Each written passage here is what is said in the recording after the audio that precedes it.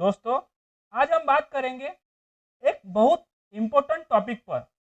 वो है शेयर क्या होता है। सोच लो, एक कंपनी है रिलायंस जैसे या टाटा जैसे। उस कंपनी को अपना बिजनेस एक्सपांड करना है, नए प्रोजेक्ट लाना है, तो पैसे चाहिए। तो वो पैसे लोन लेने के बजाय वो कंपनी अपने ऑनरशिप के छोटे छोटे टुकड़े करते हैं।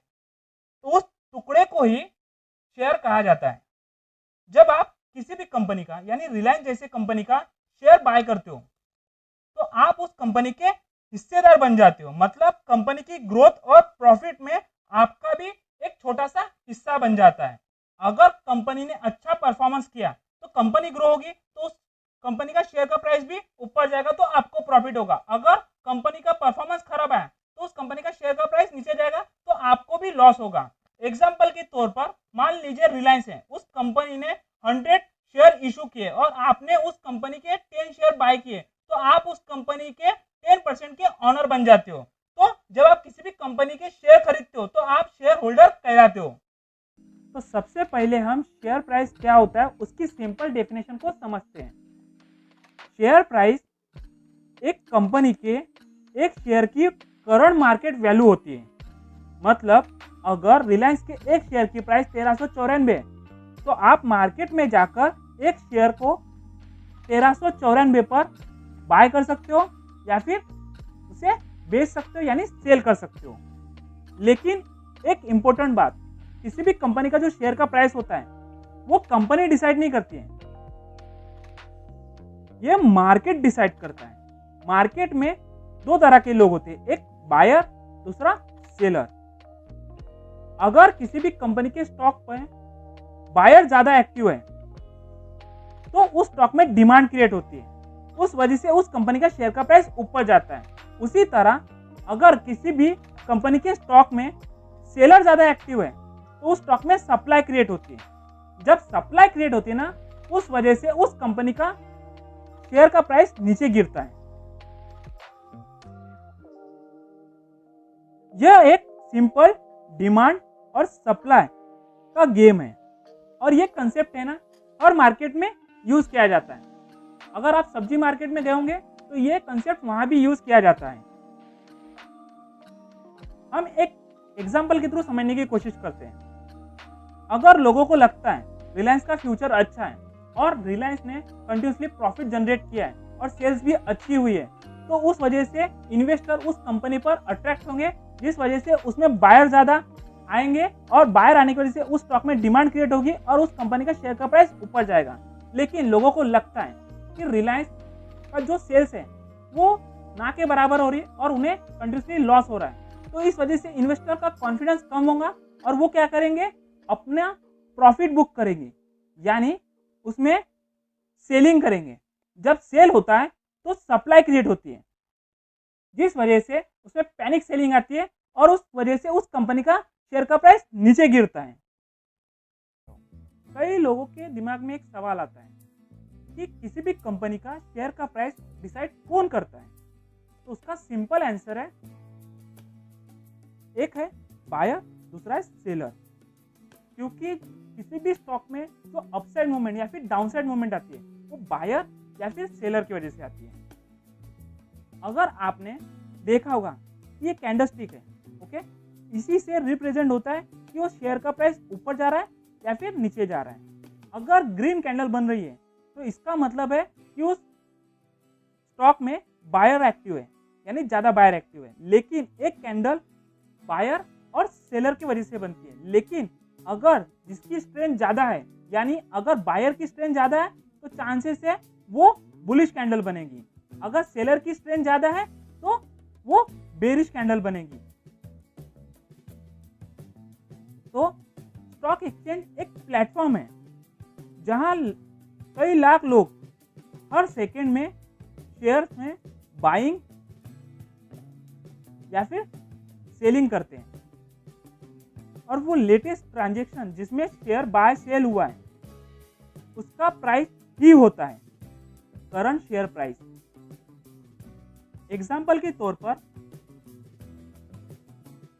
अगर कोई पर्सन है एक शेयर 1394 पर बाय करता है यानी खरीदता है, तो उस वक्त रिलायंस का एक शेयर का प्राइस 1394 है। अगर अगला ट्रेड 1396 होता है, यानी अगला ट्रेड कोई नया पर्सन आता है, तो नया प्राइस 1396 होगा। ये जो शेयर का प्राइस है ना, वो बायर या सेलर डिसाइड करता है। ये प्रोसेस रियल टाइम में हर सेकंड होता है। जैसे जैसे जिस लेवल पर बायर आएगा, जिस लेवल पर सेलर आएगा, उस वजह से उस स्टॉक का प्राइस ऊपर या फिर नीचे जाएगा। आई होप समझ में आया होगा कि जो स्टॉक का प्राइस ऊपर या फिर नीचे जाता है वो किस वजह से जाता है, या फिर जो करंट मार्केट वैल्यू है, यानी एक शेयर का प्राइस जो भी चल रही है, वो कौन डिसाइड कर रहा है, बायर या फिर सेलर। आपको समझ में आया होगा। आज हम बात करने वाले हैं how share price reflect companies value. ये है ना शेयर प्राइस है। आप किसी भी कंपनी का शेयर का प्राइस देखते हो तो वो सिर्फ एक नंबर नहीं है, वो कंपनी के परसेप्शन और फ्यूचर पोटेंशियल का मिरर होता है। देखिए, रिलायंस जैसे कंपनी या एचडीएफसी बैंक जैसी कंपनी में कोई बड़ा इन्वेस्टर क्यों इन्वेस्ट करता है? उससे कुछ चीजें दिखती है और वो इन्वेस्टर कभी भी है ना बड़ी अमाउंट इन्वेस्ट करते हैं, जैसे 500 CR, 1000 CR। तो ये जो बड़े इन्वेस्टर है कौन होते हैं? ये होते हैं FI, DI, म्यूचुअल फंड, दूसरे इंश्योरेंस कंपनियां। ये इस तरह की कंपनी होती है जो स्टॉक में इन्वेस्टमेंट करते हैं। आपने कभी देखा होगा स्टॉक में अपसाइड मूवमेंट आती है, वो इन्हीं की वजह से आती है। तो मान लीजिए जो बड़ा इन्वेस्टर है वो किसी भी कंपनी में क्या देखता है? सबसे पहले उस कंपनी का परफॉर्मेंस देखता है कि उनका प्रॉफिट कंटिन्यूसली बढ़ रहा है, उनका सेल्स कंटिन्यूसली बढ़ रहा है। तो जो इन्वेस्टर है ना वो इस तरह के स्टॉक में अट्रैक्ट होते हैं और उनका जो ट्रस्ट होता है वो बढ़ जाता है। जब किसी भी कंपनी में FIDI, म्यूचुअल फंड इस तरह की कंपनी इन्वेस्टमेंट करती है तो उस कंपनी में डिमांड क्रिएट होती है, जिस वजह से उस कंपनी के शेयर के प्राइस बढ़ते हैं। लेकिन इन जो बड़े इन्वेस्टर होते हैं उन्हें लगता है कि इस कंपनी का सेल्स या परफॉर्मेंस घट रही है, तो वो क्या करते हैं? वो अपने शेयर को बेचते हैं, क्योंकि अगर किसी भी कंपनी का लॉस कंटिन्यूसली हो रहा है या उनकी सेल्स घट रही है या फिर कुछ कारणों से उनका मैनेजमेंट वीक लग रहा है, तो बड़े इन्वेस्टर प्रॉफिट बुकिंग करती है किसी भी कंपनी में। जब वो प्रॉफिट बुकिंग करते हैं तो उसमें सप्लाई क्रिएट होती है, जिस वजह से उस कंपनी का शेयर का प्राइस नीचे गिरता है। और इस तरह का शेयर का प्राइस नीचे गिरता है तो जो छोटे मोटे इन्वेस्टर है वो पैनिक सेलिंग करते हैं, जिस वजह से उस कंपनी का शेयर का प्राइस और नीचे गिरता है। यानी स्टॉक मार्केट में प्राइस एक रिफ्लेक्शन है of how the world values that company today. तो मैं एग्जांपल के थ्रू समझाने की कोशिश करता हूं। देखिए, एक इन्फोसिस कंपनी है, दूसरी स्मॉल कैप कंपनी है। इन्फोसिस का एक शेयर का प्राइस 1600 है और दूसरे स्मॉल कैप कंपनी का एक शेयर का प्राइस 50 है। क्या इसका मतलब इन्फोसिस 32x ज्यादा वैल्यू है? नहीं, इसका मतलब है कि मार्केट में इन्फोसिस का फ्यूचर और प्रॉफिट पे ज्यादा भरोसा है। जो इन्वेस्टर है ना वो इन्फोसिस पर ज्यादा भरोसा कर रही है। प्राइस एक मैथमेटिकल नंबर है, लेकिन बिहाइंड इट इमोशन, कॉन्फिडेंस और लॉजिक छुपा होता है। जो बड़े इन्वेस्टर होते हैं ना, इस शेयर का प्राइस किस तरह से यूज करते हैं वो सबसे पहले हम समझते हैं। देखिए, इन्वेस्टर है ना किसी भी कंपनी का जो शेयर का प्राइस है उसको इस तरह से यूज करते हैं कि कंपनी की वैल्यूएशन समझने के लिए किस लेवल पर हमें बाय करना है और किस लेवल पर हमें एग्जिट करना है, वो भी किस चीज पर? टेक्निकल एनालिसिस के आधार पर। हम एक एग्जांपल के थ्रू समझते हैं। मान लीजिए किसी कंपनी का शेयर का प्राइस 10 रुपए है, ओके, लेकिन वो लॉस में है, ओके। ये ए कंपनी है और दूसरी बी कंपनी है, और उस कंपनी का शेयर का प्राइस 1000 है, सॉरी 10,000 हो गया, 1000, ओके। लेकिन बी कंपनी प्रॉफिटेबल है, तो ऑब्वियसली कंपनी बी बेटर है। प्राइस अलोन कुछ नहीं बनता, ओके, प्राइस अलोन कुछ नहीं बताता है।